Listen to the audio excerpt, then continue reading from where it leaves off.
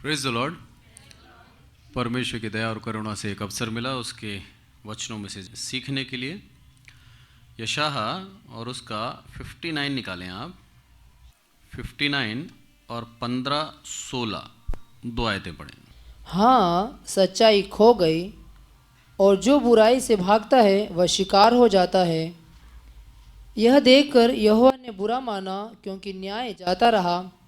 उसने देखा कि कोई भी पुरुष नहीं और इससे अचंभा किया कि कोई विनती करने वाला नहीं। तब उसने अपने ही भुजबल से उद्धार किया और अपने ही धर्मी होने के कारण वह संभल गया। आमीन। आमीन। ये भविष्यवाणी प्रभु यीशु मसीह के आगमन से 8वीं शताब्दी पूर्ण हुई और यहाँ पर यशाया क्या बोलता है? हाँ, सच्चाई खो गई और जो बुराई से भागता है वह शिकार हो जाता है। परमेश्वर यहाँ पर वचनों के द्वारा हमें समझा रहा है, परमेश्वर की इच्छा को छोड़कर जब हम जाते हैं हम शिकार हो सकते हैं। सच्चाई खो गई। ये उस समय की बात है। यदि मैं बताऊं आपको तो इस्राएल की वापसी के विषय में यशाया समझा रहा है। और इस्राएल अपने पापों के द्वारा बंधुआई में गया था। अब बंधुआई से प्रभु की दया उसके ऊपर हुई और प्रभु वापस उसको लौटा के ले आ रहा है। बाइबल हमें समझाती है कि परमेश्वर के पास जब हम सच्चे मन से प्रायश्चित करते हैं, आप जान लीजिए आपके जीवन के अंदर प्रभु आपको दोबारा पुनः स्थापित जरूर करेगा। और ये पुनः स्थापना किस तरह से हुई वो चीज़ हम देखते हैं यहाँ पर। क्या बोलता है कि उसने देखा कि कोई पुरुष नहीं और इससे अचंभा किया कि कोई विनती करने वाला नहीं। तब उसने अपने ही भुजबल से उद्धार किया। यहां पर प्रभु यीशु मसीह के विषय में भविष्यवाणी करता है यशाया और साथ ही बोलता है एक भी मनुष्यों के अधिकार और एक भी मनुष्य के बल में नहीं है कि वो उद्धार कर सके।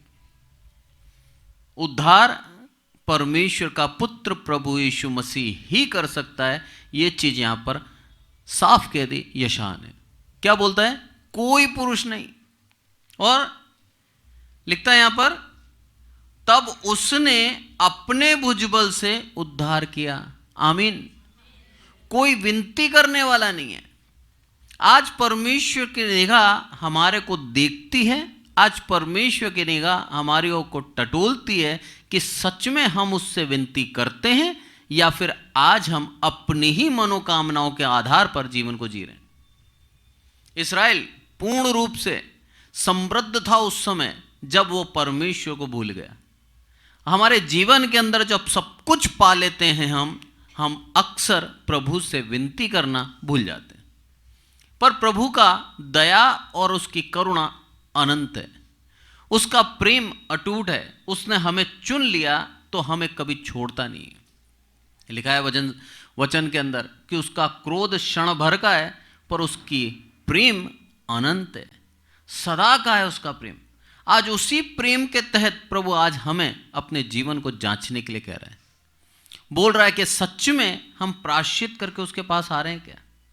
यहां पर इस्राएली आए और जैसे ही प्रभु ने देखा एक भी विनती करने वाला नहीं है, तब प्रभु यीशु मसीह खुद उस उद्धार के रूप में इस धरती पर आया।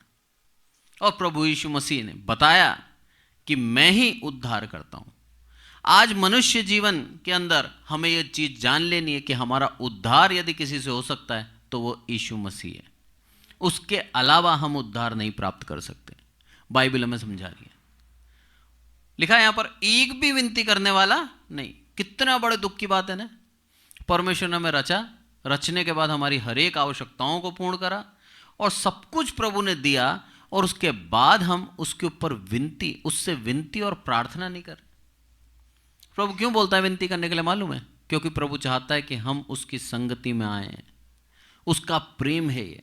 प्रेम का व्यवहार बताता हूं मैं। जब तक आप जिसको प्रेम करते हो वो आपको दिखे ना, आप उससे बात ना करो, आप जान लीजिए आपको चैन नहीं आएगा। ये प्रेम का नेचर होता है। आपको उससे बात करना अच्छी लगती है जो आपसे प्रेम करता है। आपको उसको देखना अच्छा लगता है। आप उसके साथ समय ज़्यादा बिताना चाहते हो। आप बार बार उसके नज़दीक जाना चाहोगे। ये प्रेम है।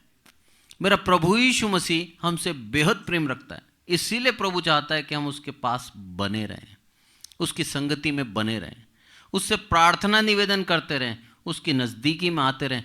तब जाके मेरा प्रभु आनंदित होता है, क्योंकि वो हमसे प्रेम करता है। पहला थिस्सलुनीकियों निकालें आप, पहला थिस्सलुनीकियों और उसका 5वां अध्याय। फिर दोबारा अपन यशायाह में आएंगे बाद में। और यहां पर पहली 2 आयतें पढ़ें। पर हे भाइयों, इसका प्रयोजन नहीं कि समय और कालों के विषय में तुम्हारे पास कुछ लिखा जाए।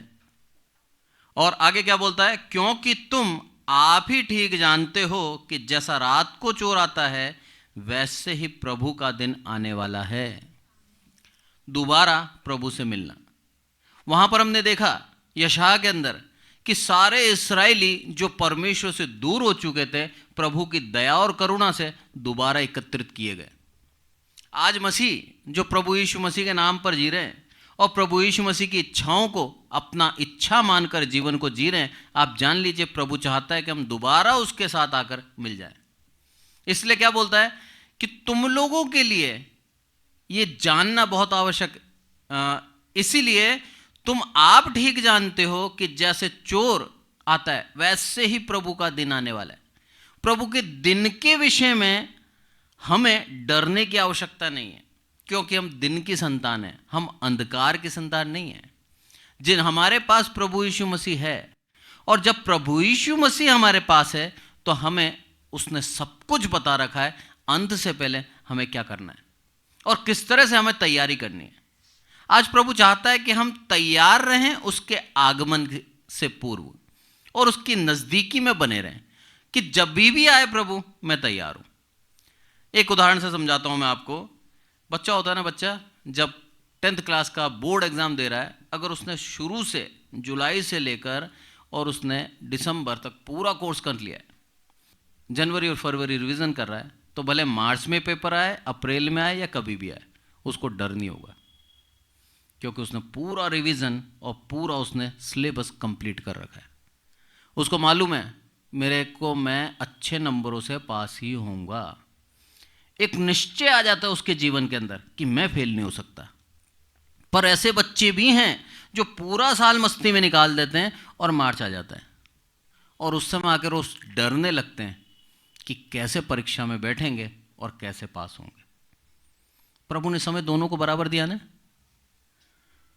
जो पढ़ रहा था उसको भी उतने ही महीने मिले, जिसने नहीं पढ़ा उसको भी उतने ही महीने मिले, पर एक ने उस समय का सदुपयोग करके अपने जीवन को उसके आधार पर डाल लिया और वो उस परीक्षा में उत्तीर्ण हो गया। आज आपको और मेरे को समान समय मिल रहा है। मेरे प्रभु के द्वितीय आगमन से पूर्व हर एक मनुष्य को समय मिल रहा है। आज हमें वो अवसर को बहुमूल्य जानकर प्रभु के पीछे ईमानदारी से चलना है कि जब कभी प्रभु आए तो मैं तैयार हूं, मैं डर नहीं रहा। मुझे तेरे द्वितीय आगमन का भय नहीं है, बल्कि एक खुशी और आनंद है कि मेरा प्रभु जल्द से जल्द आए, क्योंकि मैं तैयार हूं। आज प्रभु चाहता है हम उसके लिए तैयार रहें, और उसके लिए तैयार रहने के लिए एक मसीह को करना क्या है? उस ज्योति के अंदर होके चलना है। लिखा है वहां पर यशायाह के अंदर, कोई किसी में सच्चाई नहीं, और जो भाग रहे थे वो शिकार बने। परमेश्वर को छोड़कर जो भागेंगे, आप जान लीजिए शैतान उसको शिकार बनाएगा। हमें प्रलोभन दिए जाते हैं, हमें बहुत अच्छे सपने दिखाए जाते हैं। जैसे ही हम प्रभु की संगति छोड़कर उन सपनों को पाने के लिए जाते हैं, हमारे जीवन पहले से भी बदतर हो जाता है। आज हमारे जीवन आशा छात्रावास के विषय में बताऊं मैं आपको। वहां पर कई बच्चे ये सोचते हैं कि उनका वहां जीवन अच्छा नहीं है, शायद उनका जीवन उनके घर में या फिर और कहीं अच्छी जगह होता तो और बेहतर जीवन जीते। जब वो यहाँ से टीसी काट के चले जाते हैं, तब उनको समझ में आता है कि वहाँ जीवन अच्छा था। हमारे को जब मिल जाता है सब कुछ, हम उसका महत्व हमारे जीवन से खत्म हो जाता है। एक मनुष्य की आदत है ये, मैं किसी पे दोष नहीं लगा रहा, हर मनुष्य की आदत है। जब सब कुछ पा लेता है तो जो पाया है उसने, उसका महत्व उसके जीवन से चला जाता है, और हम चाहते हैं कुछ नया पाने की। आज प्रभु यीशु मसीह ने हमें उद्धार दिया है दान में, तो हमने उस उद्धार को जो दान में मिला है उसको हमने व्यर्थ समझ लिया। हम सोचने लग गए कोई बड़ी बात नहीं, उद्धार पा लेना। पर परमेश्वर चाहता है कि हम उस उद्धार की रक्षा करें, और रक्षा कभी करेंगे जब हम उस ज्योति के संतान कहलाएंगे, उसके आगमन से पूर्व तैयार रहें। जब इस्राएली पूर्ण रूप से तैयार हुए तब मेरे प्रभु ने उनको एकत्रित कर दिया और वो यरूशलेम दोबारा दे दिया। आज हमारे लिए वो यरूशलेम कौन सा है? वो परमेश्वर का स्वर्ग राज्य है, वो है आज उसका देश। आज वो हमें देना चाहता है, इसलिए चाहता है कि हम अपने आप को तैयार करें। तैयारी मतलब अभी आप मधुरे हैं, बाइबल कह रही है अभी तो मधुरे हो। हमें तैयार होना पड़ेगा, तब जाके मेरा प्रभु का द्वितीय आगमन नजदीक होगा। प्रभु ने सबके नाम लिख रखे हैं, जैसे मैंने आपको पहले ही बताया था, सबके नाम लिखे हुए हैं। और प्रभु चाहता है हर एक जिसका नाम जीवन की पुस्तक में लिखा है वो अपने जीवन के अंदर तैयार हो जाए। जब आगे पढ़ते हैं हम चौथी आयत, इसके अंदर क्या लिखा है? पर हे भाइयों, तुम तो अंधकार में नहीं हो कि वह दिन तुम पर चोर के समान आ पड़े।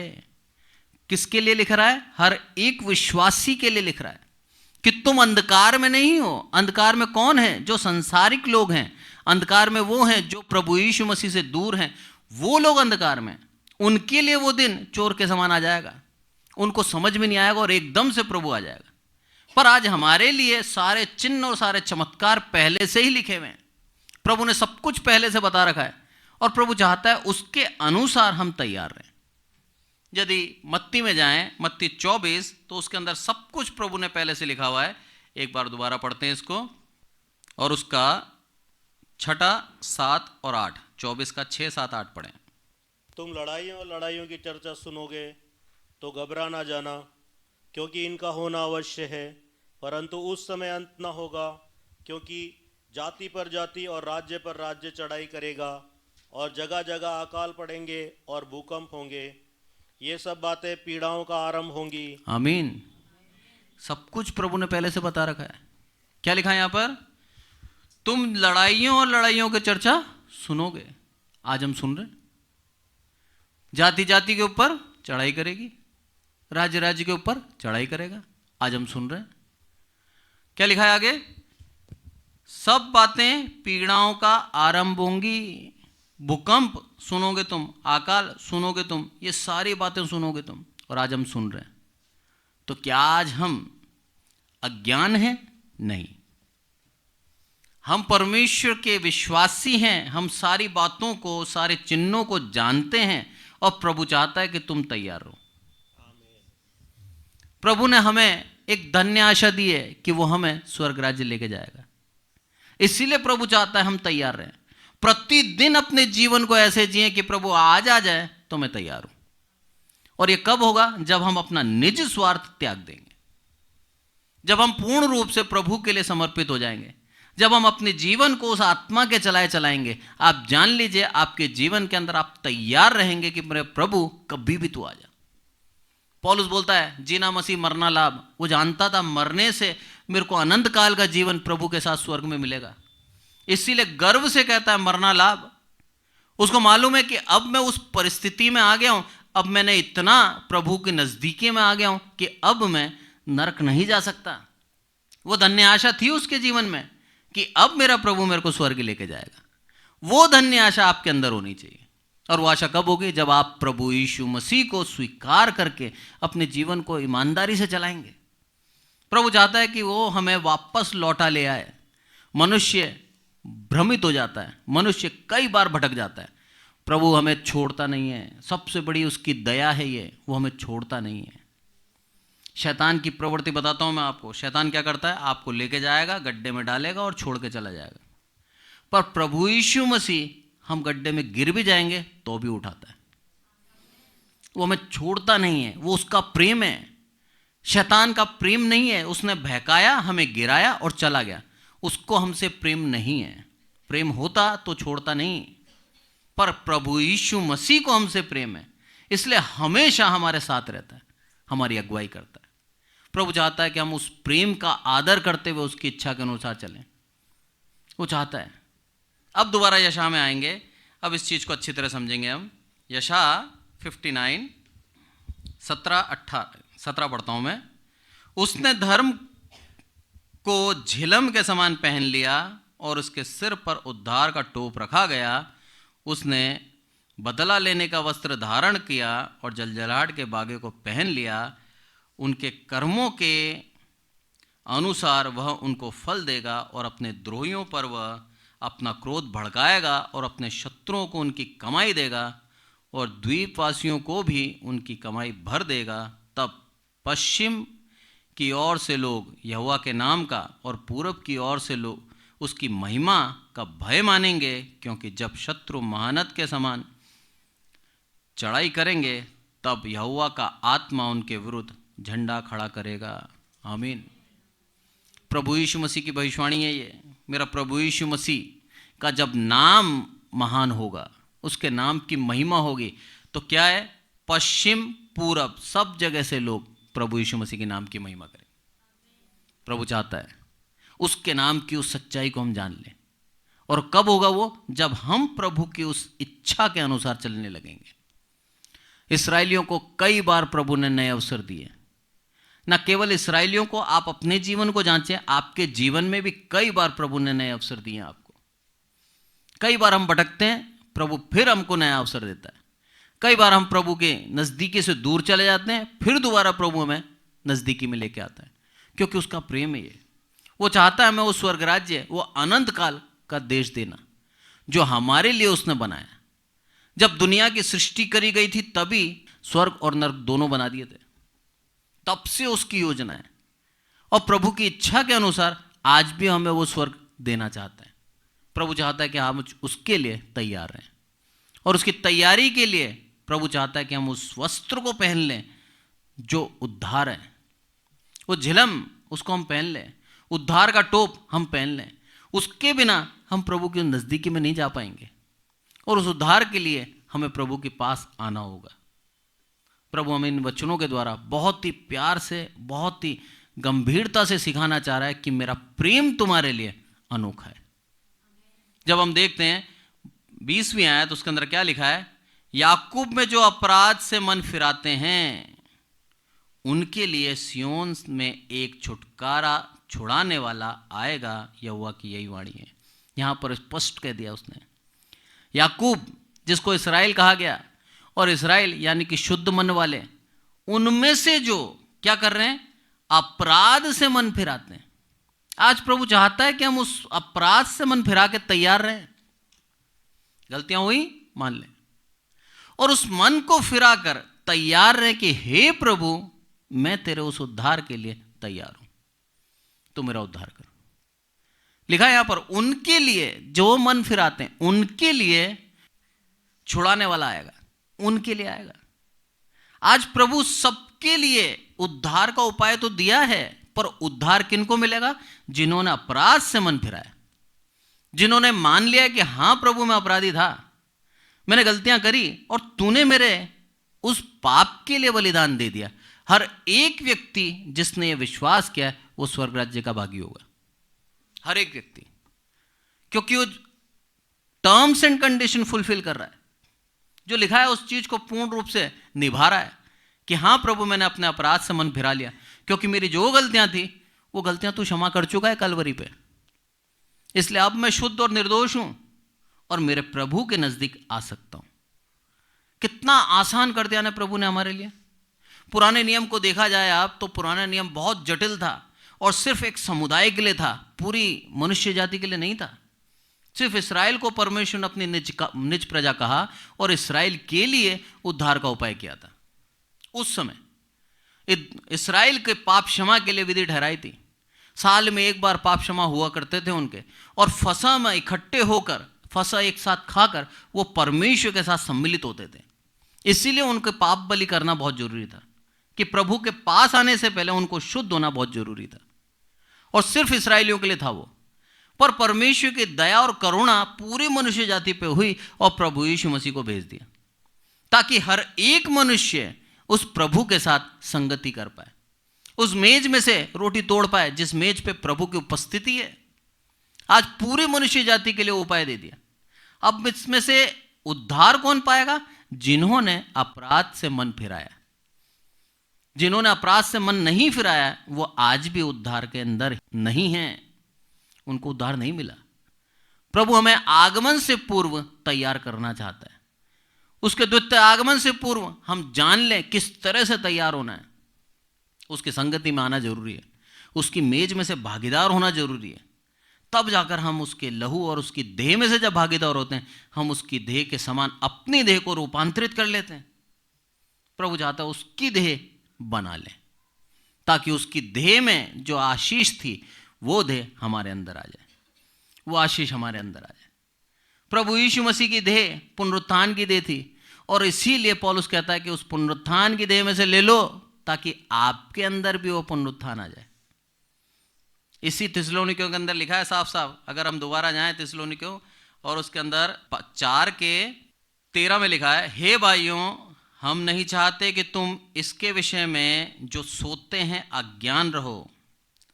ऐसा ना हो कि तुम दूसरों के समान शोक करो जिन्हें आशा नहीं। किन के विषय में कहा है? जो मसीह में सोते हैं उनके लिए तो हमें अज्ञान नहीं रहना है।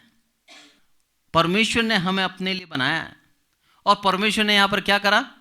जो मसीह में सोते हैं, लिखा है यहां पर, उनके विषय में जो सोते हैं अज्ञान रहो, ऐसा ना हो कि तुम दूसरों के समान शोक करो जिन्हें आशा नहीं। एक मसीह को जीवित आशा होती है, जितने भी मसीह में मरते हैं उन लोगों के लिए पौलुस सिखाना चाह रहे हैं।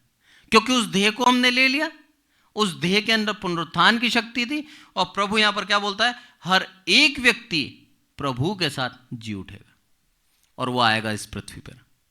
लिखा है अगर यदि हम पढ़ें तो 14वीं आयत, क्योंकि यदि हम विश्वास करते हैं कि यीशु मरा और जी भी उठा, तो वैसे ही परमेश्वर उन्हें भी जो यीशु में सो गए हैं उसी के साथ ले आएगा। आमीन। प्रभु के साथ ले आएगा। इसलिए जितने भी प्रभु यीशु मसीह के उस दिन तक जीवित हैं, एक भी उन सोए में से आगे नहीं है, क्योंकि पहले सोए हुए जी उठेंगे। प्रभु हमें उस देह के अंदर से जो भागीदार होते हैं प्रति सप्ताह, हम उस प्रभु भोज की शक्ति और सामर्थ बता रहा है कि हम उस प्रभु भोज की शक्ति और सामर्थ को जान लें कि उसमें कितनी शक्ति और सामर्थ है। उसको खाने से हमारी ये जो मरणहार देह है, ये पुनरुत्थान की देह में बदल जाती है। प्रभु चाहता है हम तैयार हो जाएं उसके आगमन से पूर्व, और उस तैयारी में भागीदार हो जाएं प्रभु यीशु मसीह के उस मेज में से भागीदार होकर। यहां पर जब हम आगे पढ़ते हैं थिस्सलुनीकियों, पहला थिस्सलुनीकियों और उसका 5वां अध्याय, तो क्या लिखा है? क्योंकि तुम सब ज्योति के संतान और दिन के संतान हो, ना तो रात के हैं और ना अंधकार के हैं। ये धन्य आशा, जब हम प्रभु में से भागीदार होते हैं हम ज्योति के संतान बन जाते हैं। और ये तैयारी प्रभु चाहता है हमसे। हम रात के नहीं हैं, अब हमारे ऊपर वो अंधकार, उस पाप का कोई हक नहीं है, क्योंकि प्रभु यीशु मसीह ने हमें अपने उस लहू के द्वारा पवित्र कर दिया। अब सारे बंधन से छूट गए हम। अब कहीं भी उस बंधन के अंदर हम मौजूद नहीं हैं जिस बंधन के अंदर शैतान ने हमें डाला था। सारे पापों से मुक्त कर दिया, सारी आदतों से मुक्त कर दिया, सारे नशे से मुक्त कर दिया, और पूर्ण रूप से प्रभु की इच्छा पर अब चलने वाले विश्वासी ठहरे हम, क्योंकि अब हम ज्योति के संतान हैं। अब अंधकार हमारे ऊपर प्रबल नहीं हो सकता। ये प्रभु हमें सिखाना चाह रहा है। ये है प्रभु के द्वितीय आगमन से पूर्व की तैयारी, कि हम ज्योति के संतान बनकर जिएं। शैतान चाहेगा हमें फंसा देना, शैतान चाहेगा हमारे जीवन के अंदर प्रलोभन देकर, हमारे जीवन के अंदर ऐसी ऐसी बातें कर करके हम उसकी तरफ अट्रैक्ट हों, आकर्षित हों। पर आप जान लीजिए, आप आकर्षित होकर भी नहीं होगे। एक पल के लिए अगर आकर्षित हो भी गए तो आप ज्योति के संतान हो, प्रभु वापस आपको ज्योति की तरफ ले आएगा। उस पाप को कर नहीं पाओगे। शैतान चाहेगा आप पाप करके दोषी ठहरो और अंधकार की संतान कहलाओ, उस बंधन में दोबारा आ जाओ। शैतान यही चाहता है, पर हमारे इच्छाओं को प्रभु रोकता है जो गलत है। उन गलत इच्छाओं को आएगी मन में, सांसारिक हैं हम, इस शरीर पाप से जन्मा है, तो पाप करने का मन करेगा पर कर नहीं पाओगे, क्योंकि आप ज्योति के संतान हो। आपको किसी को समझाने की जरूरत नहीं है कि तू पाप मत कर। आपका विवेक आपको बोधित कराएगा मुझे नहीं करना है। किसी के कहने के लिए वेट नहीं करोगे, ऑटोमेटिक आप वहां से चोरी नहीं करोगे। यह है मसीहत, यह है उस ज्योति के संतान। यही तैयारी प्रभु चाहता है उसके आगमन से पूर्व हर एक विश्वासी करे कि हमें किसी के कहने के बाद उस पाप से हटना नहीं है। आपका विवेक आपको बोधित करा दो ये गलत है, तो आप सही चल रहे हैं। यदि आप गलत करने पर भी आपका विवेक अगर आपको बोधित नहीं करा रहा है, तो आप जान लीजिए अभी आपको ज्योति के संतान बनने की आवश्यकता है। बहुत कड़वा है पर सत्य है ये। एक समय तक विवेक आपको बोधित कराता है, पर जब हम उस आत्मा को बुझा देते हैं, फिर आपका वो विवेक आपको बोधित कराना बंद कर देता है। प्रभु ने त्याग दिया। क्यों त्याग दिया? कि तू उड़ाऊ पुत्र का समान अपने दिल की कर ले। मैं 5 साल और इंतजार कर लूंगा तेरा, मैं 10 साल और इंतजार कर लूंगा तेरा, पर जब तक तू पूर्ण मन से दोबारा नहीं आएगा मैं तुझे नहीं अपनाऊंगा। उस पुत्र को देखो आप, सब कुछ त्याग कर, सब कुछ गंवाकर, उस पिता की सारी संपत्ति उड़ाकर जो उसके अधिकार में थी, कंगाल होकर, बदबूदार होकर, पुराने फटे कपड़े पहनकर उस अवस्था में आया जब उसको कोई पास ना बिठाए। सुअरों के साथ था। सोचो कितना गंध आती होगी उसके पास से। और पिता का प्रेम देखिए आप, उसी गंदगी में उससे गले लग गया। आज उस उड़ाऊ पुत्र के ऊपर दोष नहीं लगा सकते, हम भी कई बार उस उड़ाऊ पुत्र के समान होते हैं। वैसे ही आते हैं पिता के सामने पूरे गंदे संदे। प्रभु यीशु मसीह फिर गले लगाता है और बोलता है मैं प्यार करता हूं तुझसे, अब आ गया ना, दोबारा मत जाना। एलीशा ने यही किया था। जब प्रभु ने उसको बुलाया, उसने वहीं बैल को काट डाला, वहीं अपने उस हल को आग में जला दिया। बोला हे प्रभु तूने मुझे चुन लिया, मैं दोबारा पीछे मुड़कर नहीं देखूंगा, मैं नहीं आऊंगा दोबारा, क्योंकि अब तेरे मार्ग में आगे बढ़ाऊं और मैं अपनी मृत्यु तक ईमानदार रहना चाहता हूं। यह मसीह जीवन आज प्रभु हमसे चाह रहा है। उसने चुन लिया, हमें बुला लिया अपनी सेवकाई में, बुला लिया अपने वचनों के आधार पर। आज हम मसीह कहला रहे हैं, तो हम क्यों अपने पुराने मनुष्यत्व को देख रहे हैं? जो चीज छोड़कर प्रभु के नजदीकी में हम आए, उसकी तरफ नहीं देखना है हमें आगे बढ़ना है। वचन कहता है जो हाथ रखकर हल पर पीछे देखता है वो मेरे योग्य नहीं। आगे बढ़ें, हमारा कर्तव्य आगे बढ़ना। और एकदम सीधा मार्ग दिया है प्रभु ने, उस सीधे मार्ग में बने रहें। प्रलोभन आएंगे दोनों तरफ, आपके उल्टे हाथ की तरफ भी प्रलोभन आएंगे, सीधे हाथ की तरफ भी प्रलोभन आएंगे।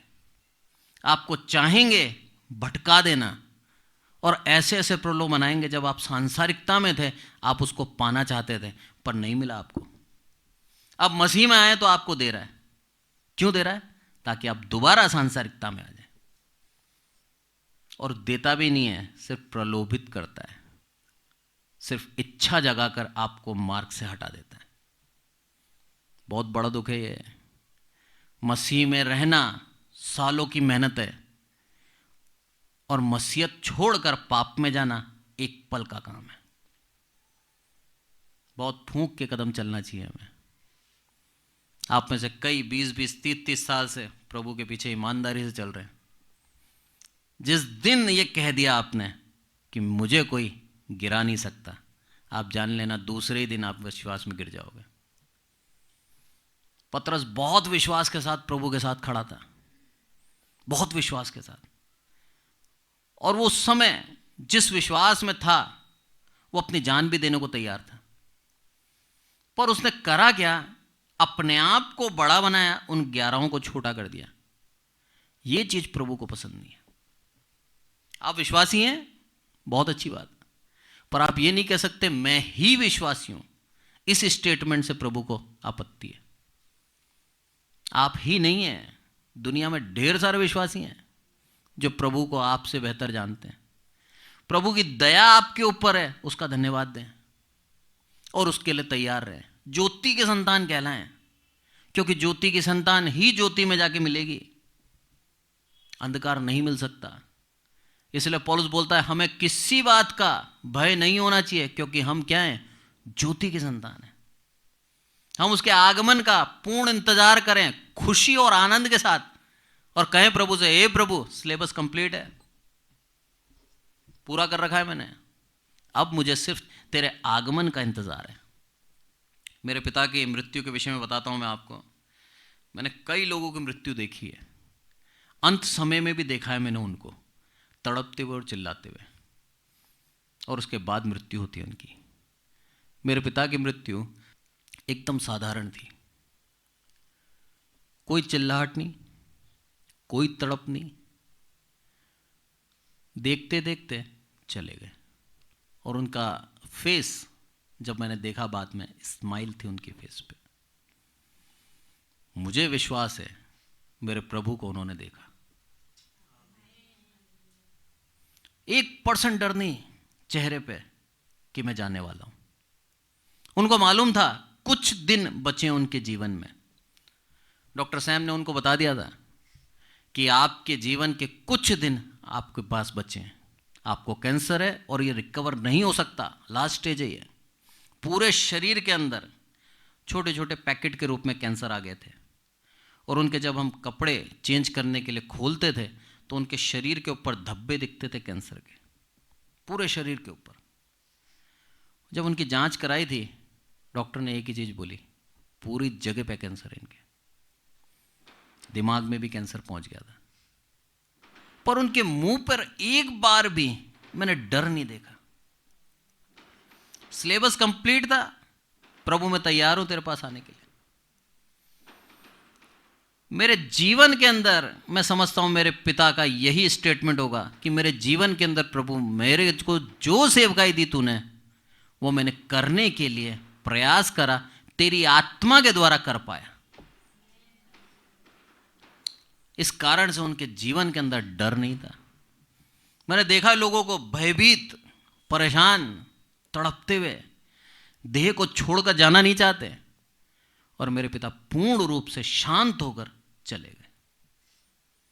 यह है परमेश्वर के पीछे की तैयारी। उसके आगमन से पूर्व ऐसी तैयारी प्रभु चाहता है। 1% भी हमारे जीवन में डर नहीं होना चाहिए कि मेरा प्रभु तू कभी भी आ, मैं तैयार मिलूंगा। मुझे दुनिया से मतलब नहीं है, मुझे किसी से मतलब नहीं है, मैं सिर्फ मेरे जीवन को देख रहा हूं, मैं तैयार रहूंगा। मैं मेरे जीवन से संकल्प करता हूं। आज वही संकल्प प्रभु आपसे चाहता है। आप अपने जीवन को देखें, बस दूसरों को सुधारने की इच्छा आपके जीवन में नहीं होनी चाहिए। अपने आप को सुधारें। हम जीती जागती पत्रियां हैं, प्रभु हमें पत्री कहता है। पहला थिस्सलुनीकियों और उसका 9वीं आयत पढ़ें। हाँ, 5:9। क्योंकि परमेश्वर ने हमें क्रोध के लिए नहीं परंतु इसलिए ठहराया है कि हम अपने प्रभु यीशु मसीह के द्वारा उद्धार प्राप्त करें। आमीन। हमें क्रोध के लिए नहीं, हमें उद्धार के लिए ठहराया है। इसी कारण से प्रभु अपने वचनों के द्वारा हमें बार बार चेतावनी देता है और बार बार हमें बोलता है सावधान रहे, अपने आप को तैयार कर ले, क्योंकि मैंने तुझे उद्धार के लिए चुना है, क्रोध के लिए नहीं चुना। प्रभु का प्रेम है ये। अगर होशे हम पढ़ें तो होशे के अंदर देखा है, होशे 11 और उसकी 8वीं आयत, बहुत ही अच्छा लिखा है प्रभु के प्रेम के विषय में। हे प्रेम, मैं तुझे कैसे छोड़ दूं?